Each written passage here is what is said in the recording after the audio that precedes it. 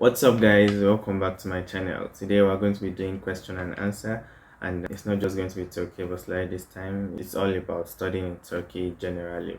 Be you a scholarship student or a private student, you definitely have something to take away from today's video. A lot of information will be given out, and I will try to answer the questions to the best of my ability, inshallah. Before we dive into the video, I would first of all like to say a big thank you to everyone. Honestly, if someone told me in August last year that by this time next year we'll be having this amount of supporters, I wouldn't believe it, honestly. But you guys have made it possible. Alhamdulillah. Thank you very much, guys. I really appreciate the support, the comments, the shares, the likes, and I'm glad that we are making progress. You see, the reason I started this channel is because when I was applying to study abroad, if I was interested in a particular university in, let's say, the US, UK, Singapore, Saudi Arabia, Malaysia, I could at least find one or two students who have made videos about such universities, maybe their daily life in the university, or just something to satisfy my curiosity. But that wasn't really the case for universities in Turkey. Fine, there were some videos, of course, but there were not that much videos, and it felt like nobody was really doing them. So it felt like there was a gap there. More so when we are applying for Turkey Bursary, if not for our seniors who created WhatsApp groups to give us those little details we need, those very important things you need to know that if you don't do them can even cost you a scholarship, and they guided us all the way. If not for those guys, honestly, we would have had to suffer a lot. Yeah, let me put it that way. So I just felt like, alhamdulillah, since we are here, let's use this opportunity, let's create a platform to share this info, to give it out as much as possible. I hope that one day, if anybody wants to get any information regarding, let's say, the Turkish government scholarship, I want you to be able to type something like Turkish government scholarship or Turkey Bursary interview on YouTube, and you get all the information you need. I want you to be able to type something like how much does it cost to live in Ankara, and you get all the information you need without you searching too much. That's really what I aim to do, inshallah. If you can imagine, it's definitely something not easy, and I know that's right from the beginning as well.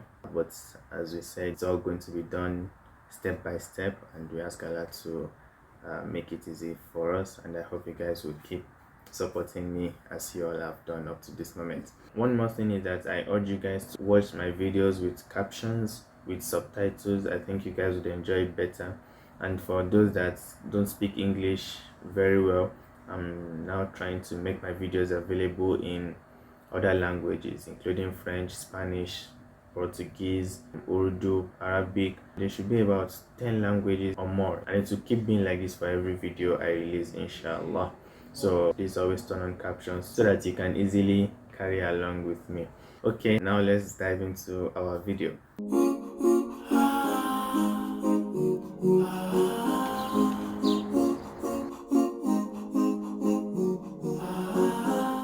Can you work as an undergraduate student, side jobs at cafes, restaurants, shops? Do you need a work permit? As an undergraduate student, yes, you can work, but you can only work after completing your first year of study. So how do you get a work permit? As far as I understand, you apply to a company or wherever you want to work, and if they accept you, then they would help you apply for your work permit. It is illegal to work with a student visa, and it is illegal to work without a work permit. So please, please and please do not work without your work permit. And if you are here on a student visa, don't even try to work, please, for your own sake. For postgraduate students, you guys are allowed to work whether you are studying or you have graduated. You guys are allowed to get a job and get a work permit. So cafes, restaurants, barber shops, companies, anywhere you want to work, you can work as far as you obey these rules. Turkey Bursary students, scholarship students, and private students can all work. Undergraduate students and those doing associate's degree cannot work until they complete their first year of studies. For postgraduate student, that is master's or doctoral, you can work while doing your studies or even after you complete your studies, and you can also get a work permit. Okay, let's go to question number 2. Besides studying, we want to know more about your journey in Turkey. My journey in Turkey, I don't even know how to answer this question. Well, I'm here to study. Well, basically, studies is the most important thing here. So every other one that comes, any opportunity I find, inshallah, to do something valuable, of course, I would like to join, inshallah. Number 3, can I stay in Turkey after my undergraduate degree sponsored by YTB? Of course, you can stay in Turkey after you complete your degree. After you complete your degree, it means your contract with YTB has been terminated. They would no longer sponsor you since you have graduated.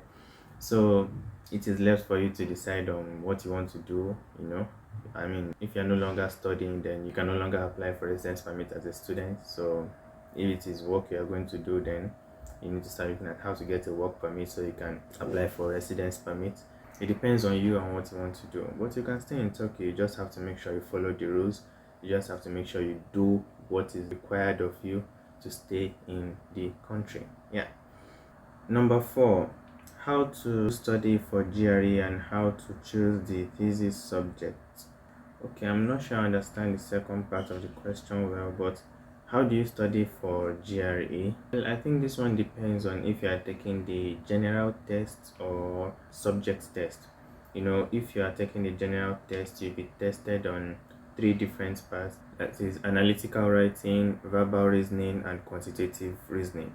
So if you are going to take the general test, you have to prepare for these 3. And the general consensus is for you to study for GRE 3 months before the main exam. But if you're planning to take subject test, that is, you just want to take GRE on a particular subject, maybe you need it for your field. Let's say you are into marine sciences now, and let's say biology is just what you need to do in GRE. You don't necessarily need quantitative reasoning.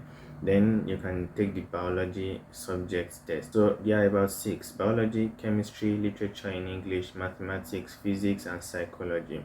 So depending on your field of study, you can decide to take the subject test. So if you want to take the subject test, all you need to do is practice on the particular subject you want to take.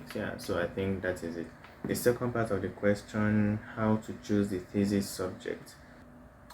I don't think I get that very well, but if you're talking about the subject test, and then it depends on your field of interest, it depends on your course. Let's say you're a computer science graduate, then you need to take GRE mathematics subject test instead of taking biology. You don't need biology. So I think that may answer your question if that is what you mean. Question 5, Türkiye'de tavuk var mı?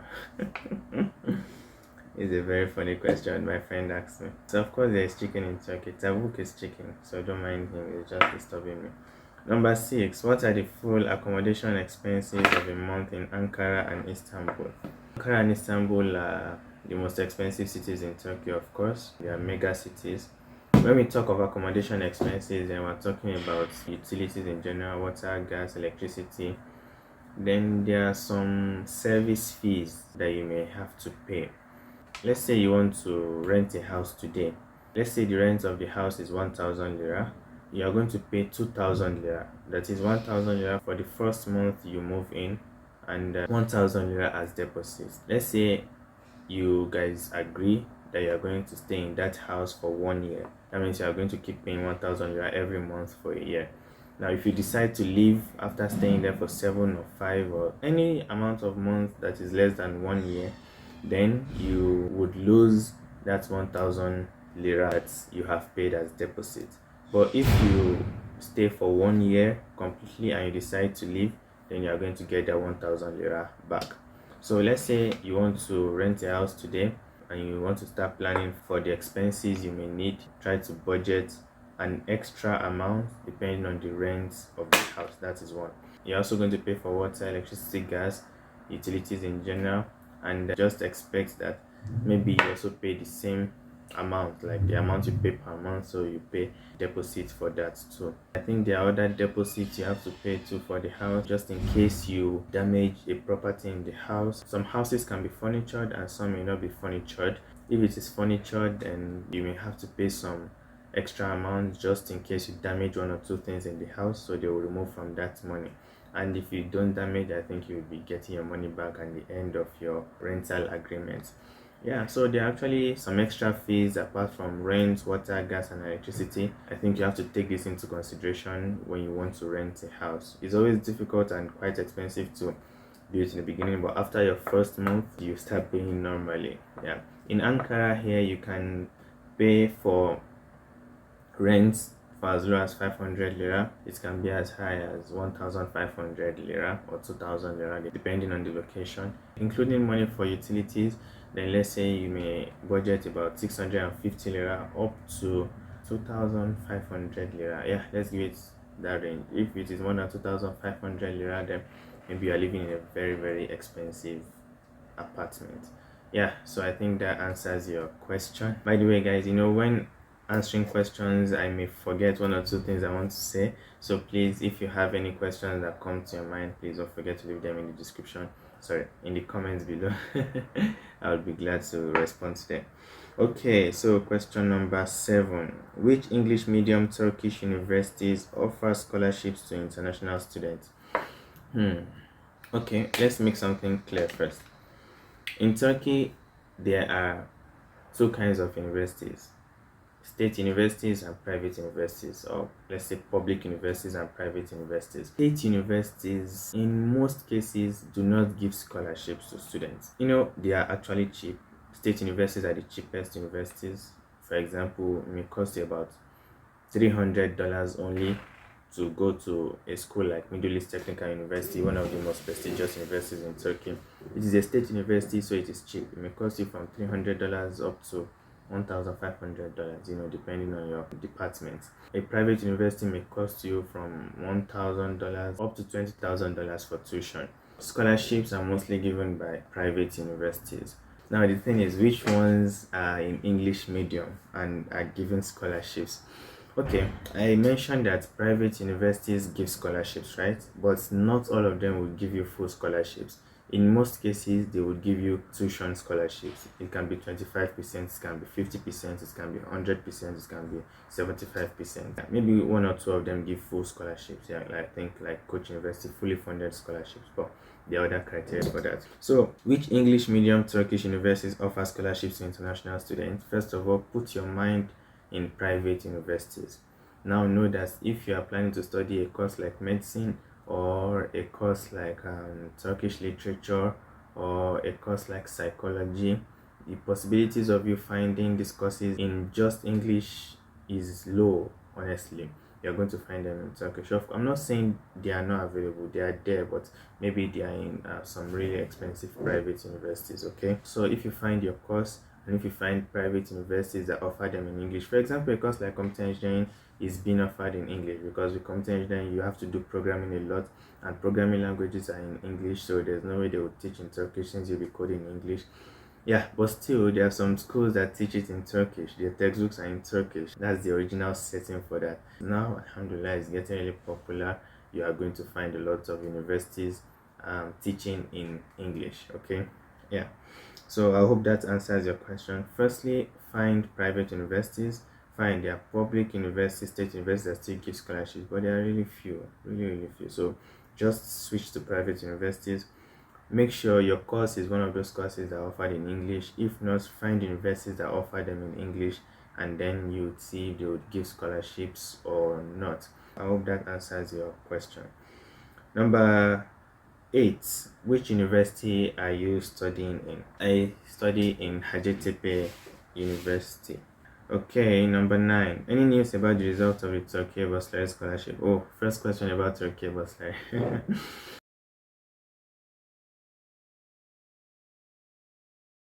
Question number 10: is it possible to apply for citizenship after studying, provided you fulfill all criteria? Of course, once you fulfill all criteria, like you said, it is possible to apply for citizenship.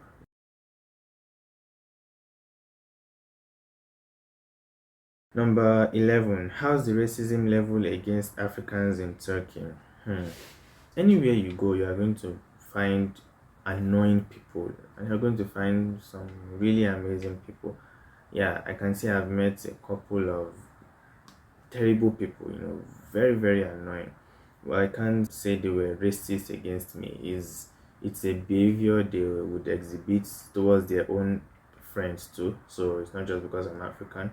Personally, I've not experienced racism in Turkey. Honestly, how's the racism level? I would say it is very, very low, next to nothing in Ankara, because I have not experienced it, and this is my second year in Turkey, in Ankara.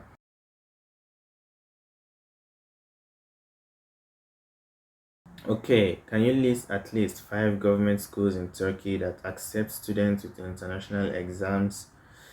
Oh, I couldn't get the remaining part of this question. So sorry about that. If you are watching this, I think I couldn't get the remaining part of the question. You can please leave that in the comment section. Can you list at least 5 government schools in Turkey? 5 government schools, okay, that accept students with international exams. I know Hacettepe accepts students with international exams. I know Ankara University accepts students with international exams. I know Middle East Technical University accepts students with international exams. I know Istanbul University does not accept students with international exams. I know Marmara University accepts students with international exams. Okay, and when I say international exams, I mean SAT, for example, for undergraduate, and GRE for postgraduate. And for English proficiency, they would accept TOEFL. 98% of universities do not accept IELTS. So if you are considering taking an English proficiency test, please take TOEFL. If you are thinking of taking a scholastic test, please take SAT instead of ACT. If you are thinking of taking a test for postgraduates, then please take GRE. Number 13, how's the weather in general? We experience 4 seasons.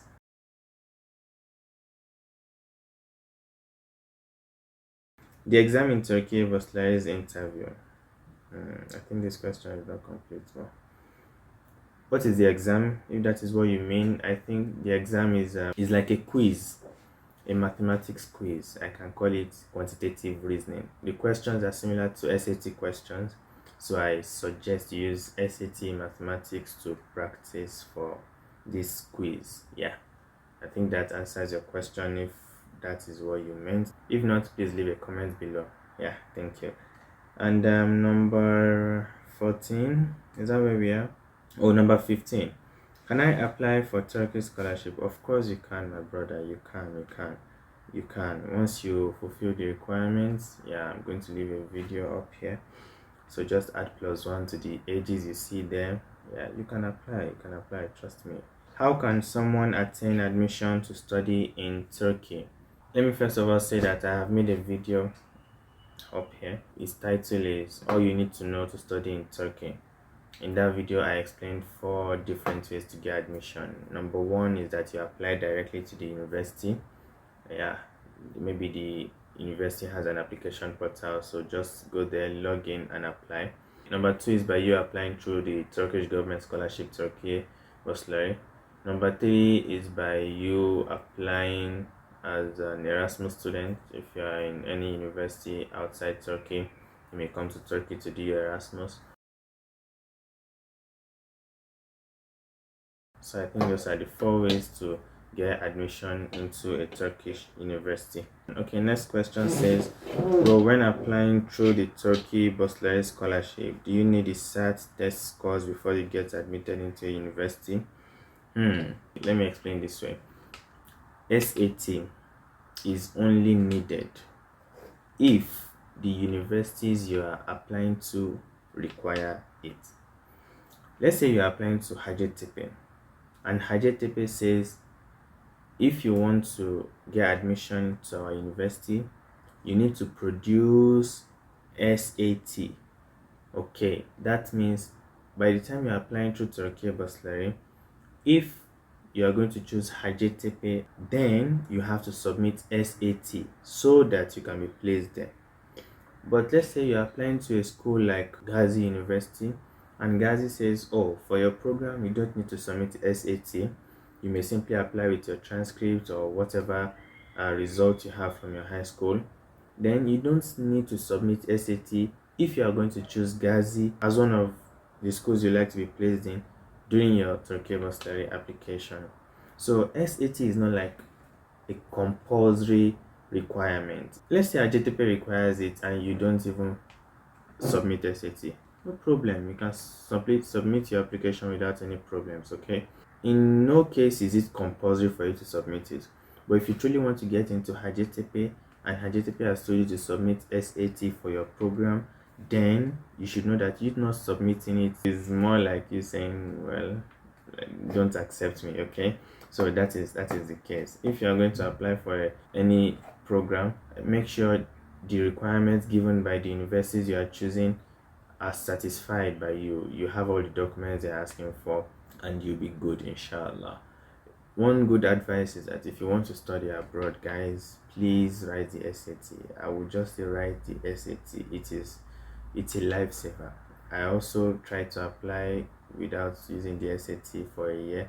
I kept trying, but it really didn't take me far. But with SAT, alhamdulillah, yeah, I could say it helped a lot. So please, if you are trying to apply abroad, use SAT. Get high scores in SAT, and then you can use that to apply to any university you want. That is the best way, honestly, to save you stress.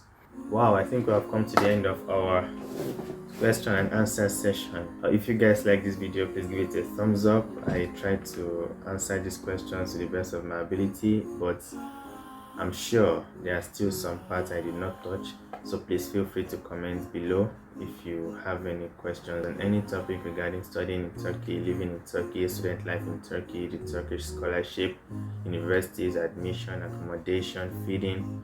Please feel free to ask your question below. And if you would like to message me, please use my Instagram account. My name is Bauzar. Anywhere you go, you'll find me, inshallah.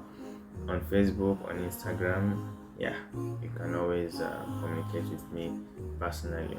Okay guys, thank you very much for watching. I really appreciate you, and I'll see you guys in the next one.